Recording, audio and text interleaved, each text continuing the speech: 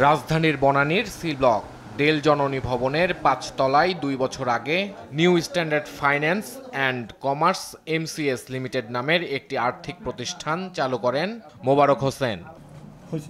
ঋণ নেওয়ার জন্য প্রথমে সদস্য হতে হয় এ প্রতিষ্ঠানটির।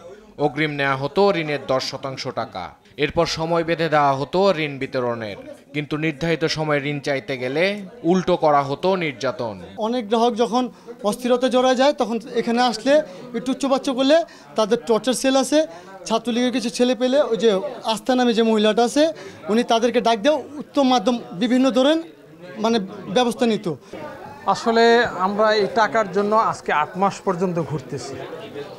তাই আমি গতকালকে আমাকে টাকা দেওয়ার কথা ছিল, আমরা টাকার জন্য আসছি, টাকা দেবে না, টাকা নাই, আরও সময় চাই। তখন এই নিয়ে কথা কাটাকাটির এক পর্যায়ে আমাদেরকে এই যে রুমটা মোবারক সাহেব ওনায় নাকি মালিক, ওই রুমের মধ্যে আটকে নিয়ে আমাদেরকে মারামারি করে মারছে।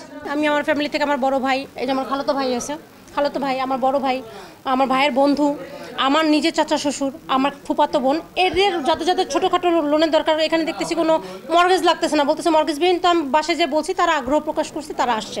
এই 9 মাস যাবত তারা ভুক্তভোগী, এ পর্যন্ত তারা টাকা পায়নি। কিন্তু এরপর থেকে আমার আর কোনো ক্লায়েন্ট নাই। আমার এই নিজের ফ্যামিলি মানুষ ছাড়া যখন আমি বুঝে ফেলছি জানুয়ারির ঠিক শেষ হওয়ার লাস্টে আপনি আসছেন না, হ্যাঁ, শেষে যখন উনি আসছে তখনই আমি ভাইরে বলছি ভাইয়া এখানে স্টপ, আমি আর কোনো ক্লায়েন্ট এখানে আনবো না, কারণ হচ্ছে আমি অলরেডি অনেক কিছু দেখে ফেলছি এখানে। ভুক্তভোগী ভিকটিম আছে সবার যাতে ডকুমেন্টসগুলো ব্ল্যাঙ্ক চেক এবং যে যা যত টাকা পয়সা দিছে এই টাকাগুলো সবাইরে রিটার্ন দিতে হবে। এটা একটাই দাবি, সবার টাকা ব্যাক দিতে হবে। আমার ক্লায়েন্টেরা লোন পায়নি, আজ 8 মাস 9 মাস হয়ে গেল, ক্যান্সেল করেছে, মে মাসের তারিখ পার হয়ে গেছে। কর্মকর্তা জানান প্রতিষ্ঠানটি ভুয়া, তারা শুধু চাকরি করেন। তাদের দাবি কয়েক মাস আগে অন্তত 2 কোটি টাকা দেওয়া হয়েছে গ্রাহককে। তাদের এই শাখায় গ্রাহক আছে অন্তত 2000। আসলে বেশ কিছুদিন ধরেই ফান্ড আসতেছে, অমুক জায়গা থেকে আসবে, তারপরে দিচ্ছি দেব। আমরা অনেক চেষ্টা করেছি যে স্যার যাদের টাকা নেওয়া হয়েছে যদি লোন দিতে নাও পারেন অন্তত তাদের টাকাগুলো ফেরত দিবেন। কিন্তু এই সপ্তাহে সপ্তাহে মাসে মাসে সময় দিচ্ছে, সবাইকেই সময় দিয়ে যাচ্ছে।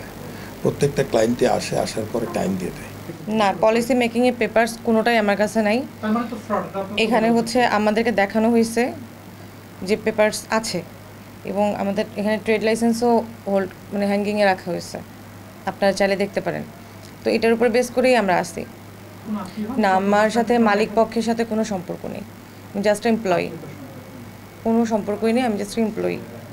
এ বিষয়ে প্রতিষ্ঠানটির এমডির সঙ্গে যোগাযোগ করলে কল রিসিভ করেননি তিনি। দেখা মেলেনি থানা পুলিশেরও। ইফতেখার রেজা, দেশ টিভি, ঢাকা।